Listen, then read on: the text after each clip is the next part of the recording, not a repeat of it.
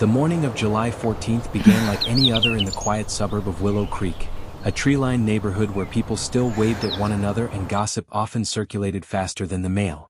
By noon, however, the town was buzzing with a story that would soon grip not only the community but eventually make headlines across the country. Margaret Fletcher stood on her porch, coffee mug in hand, her robe slightly wrinkled, her auburn hair pulled into a messy knot. To passing neighbors, she seemed tired but unbothered, speaking casually about how her husband, Daniel, had left the night before.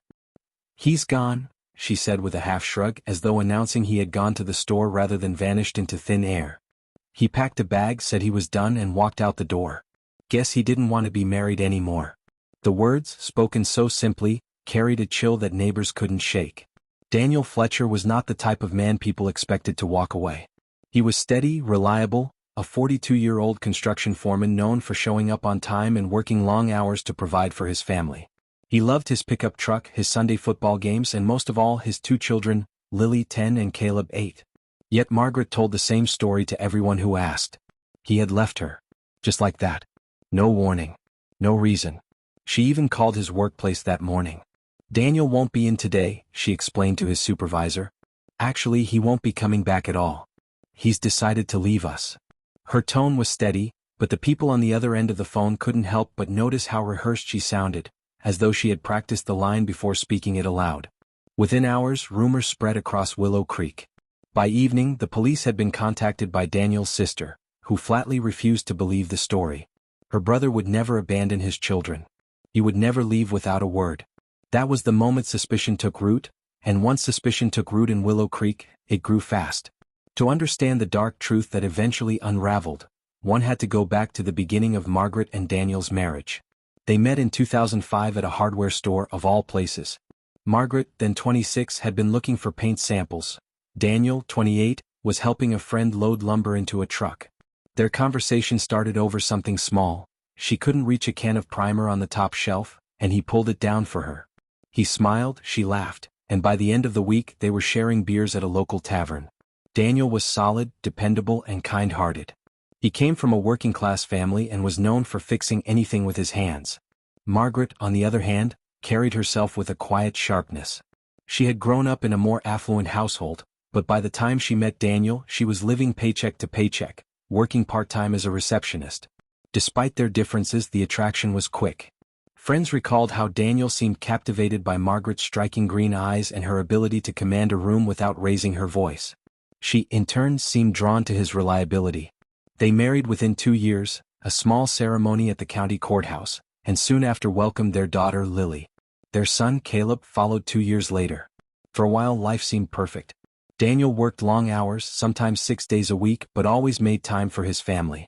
Margaret stayed home in the early years, later picking up shifts at a dental office. They bought a modest house in Willow Creek, with a fenced yard and a maple tree in front. But underneath the picture of suburban normalcy, cracks were forming. Daniel's family noticed Margaret's controlling tendencies early on. She disliked when Daniel went out with coworkers for beers, accusing him of wasting money. She resented his closeness with his sister and often picked fights about holidays spent with extended family. Money was another source of friction. While Daniel was conservative with spending, Margaret liked to keep up appearances. She bought expensive handbags, redecorated rooms every few months, and insisted on family vacations even when the budget couldn't stretch. Arguments grew louder. Neighbors recalled overhearing shouting matches through open windows on summer nights. Margaret had a sharp tongue. Daniel, though patient, wasn't immune to anger. Their fights often ended with him storming out to the garage, slamming the door, and spending hours tinkering with tools just to avoid escalating further. Still, no one in Willow Creek, or even among Daniel's closest friends, could have imagined how dark things would become. According to Margaret, July 13th had been ordinary until it wasn't. She told police later that Daniel came home late, already in a mood. They argued about bills, she claimed. He accused her of overspending again, she accused him of being cheap. She said he grabbed a duffel bag from the closet, stuffed in some clothes, and walked out. "He didn't even kiss the kids goodbye," she said flatly, as though trying to paint him as a heartless man. "He just left me here to deal with everything. He said he was done with this life." But the details were fuzzy. When asked what time he left, she hesitated. First she said around 9. Then she said maybe 10. She wasn't sure. When asked what he was wearing, she struggled to recall. Jeans maybe. A t-shirt. She claimed he drove off in his truck, but when detectives checked the driveway, Daniel's pickup was still parked there, keys hanging neatly on the hook inside the house. Her story, so simple on the surface, began to unravel within hours. The official missing person report was filed on July 15, just 2 days after Margaret had first told neighbors and friends that Daniel had walked out. It wasn't Margaret who filed it. It was Daniel's sister, Rebecca. Rebecca knew her brother too well. He wasn't perfect, no man was, but he was a father who adored his children. She had spoken to him just 3 days earlier about their plans for a family barbecue. He had been cheerful, talking about fixing up the patio, asking about her kids, and mentioning a surprise he was planning for Lily's upcoming birthday. A man making those kinds of plans didn't vanish into the night. Detective Mark Hensley was assigned the case. He was a seasoned investigator with 20 years on the force, known for his patience and dogged persistence. From the moment he stepped into the Fletcher home, he had a gnawing sense that something wasn't right. Margaret greeted him at the door with a practiced expression of sorrow. She wore a loose cardigan despite the summer heat and clutched a tissue that remained suspiciously dry. "Detective, I don't know what to tell you," she said, shaking her head. "Daniel left. He said he was done. Maybe he met someone else, I don't know." He didn't even bother to explain. Hensley took notes, his eyes sweeping the room. The house was clean, too clean. The carpets looked freshly vacuumed, the counters spotless. There was the faint, unmistakable smell of bleach sharp in his nostrils. "Mind if I look around?" he asked. Margaret hesitated for half a second too long. "Of course. Do what you need to do." The kids were at Margaret's mother's house, which meant the detective had free rein to walk through the bedrooms, the kitchen, the garage. In the master bedroom, Daniel's clothes still hung neatly in the closet. His work boots were by the door. His wallet, with his driver's license and credit cards, was on the nightstand. "Did he take his phone?" Hensley asked when he returned to the living room. Margaret nodded quickly. "Yes. At least I think so. I haven't seen it since he left." But when detectives subpoenaed the phone records, they discovered the device had been powered off at 9:47 p.m. on July 13th, and had never been turned back on. By the end of the week, Hensley was certain of two things. Daniel Fletcher hadn't simply walked away from his life. And Margaret was lying. Interviews began to paint a picture that contradicted Margaret's calm explanation. Co-workers at Daniel's construction firm said he was in good spirits in the days before his disappearance. One recalled Daniel saying he had finally gotten ahead on bills, and was planning to surprise the kids with a trip to the water park. Neighbors reported hearing loud arguments the night of July 13th. One described hearing a thud, followed by silence around 9:30 p.m. Another said they saw Margaret outside an hour later, lugging black trash bags to the trunk of her car. When Hensley confronted Margaret with these accounts, she grew defensive. "People always exaggerate. Yes, we argued. We argue a lot. Marriage isn't perfect. But he left. That's the truth. I can't help it if the neighbors want to gossip." Still, her mask began to slip. Small inconsistencies piled up. At one point, she told investigators Daniel had stormed off with his duffel bag. Later, she admitted she hadn't actually seen him pack it. She suggested maybe he had left on foot, even though he hadn't taken his wallet or car keys. The police searched the house thoroughly. In the garage, they noticed the concrete floor looked uneven in one section, as though freshly patched. When asked, Margaret explained that Daniel had been working on fixing cracks. But samples sent to the lab revealed traces of blood beneath the thin layer of new concrete. By early August, the case had shifted from a missing person inquiry to a homicide investigation. Detectives obtained a warrant to search Margaret's financial records. What they found deepened their suspicions. Just 6 months earlier, Margaret had taken out a life insurance policy on Daniel worth $500,000. She had not told him about it. 2 weeks before his disappearance, she purchased large quantities of bleach, heavy-duty trash bags, duct tape, and a shovel from different stores around town. Surveillance footage confirmed the purchases. When confronted with this evidence, Margaret's composure cracked. She began to stumble over her words, insisting the bleach was for cleaning, the shovel for gardening, the bags for spring cleaning, even though it was the middle of summer. Detectives pressed harder.